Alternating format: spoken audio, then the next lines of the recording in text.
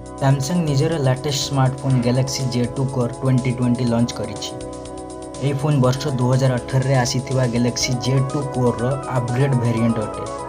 पुराना मॉडल तुलन में नुआ J2 कोर रे बहुत चेंजेस देखा मिलिबो। तेबे आसंतु जानिबा सैमसंग रो नुआ बजेट आउ एंट्री लेवल स्मार्टफोन कौन कौन ऑफर करुछि।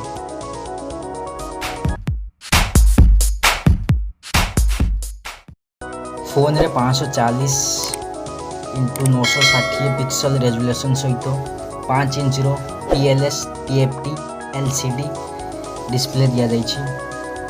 16:9 रो एस्पेक्ट रेशियो सहित आसीथिबा एही फोन रे मोटा बेजल देखा मिलिबो। 2018 रो वेरिएंट भली एथिरे गोरिल्ला ग्लास प्रोटेक्शन दिया जाइछि। 1 GB रैम आउ 16 GB इंटरनल स्टोरेज सहित आसीथिबा एही फोन रे एक्सनोस 7570 क्वाड कोर प्रोसेसर दिया जाइछि।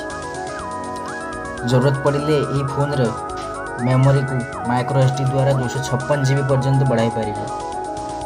फोटोग्राफी पई 8 मेगापिक्सल रियल कैमरा दिया जाइछि। एही कैमरा 30 FPS रे 1080 पिक्सल रेजोल्यूशन रो वीडियो शूट करि पारिबो।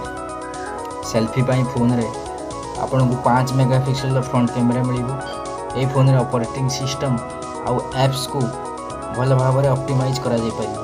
तेनु 1 GB रैम रे मध्य फोन बिना हैंग रे चलिबो।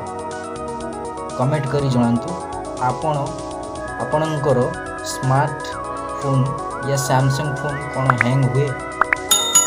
एंड्रॉइड 8.1 ओरियो ऑपरेटिंग सिस्टम एथिरे दिया जाइछि। फोन रे पावर पाई एथिरे 2600 mAh रो बैटरी मध्य दिया जाइछि। कंपनी दावा करिछि एही फोन रे 14 घंटा पर्यंत बैटरी बैकअप दे परिबो। फोन रे सिम कार्ड पाई 2टी और माइक्रो SD कार्ड पाई गोटिए अलग डेडिकेटेड स्लॉट मिलिबो। फोन रो प्राइस 6299 टंका रखा जाइछि। वीडियोटी भल लागिथिले शेयर करंतु। Thanks for watching.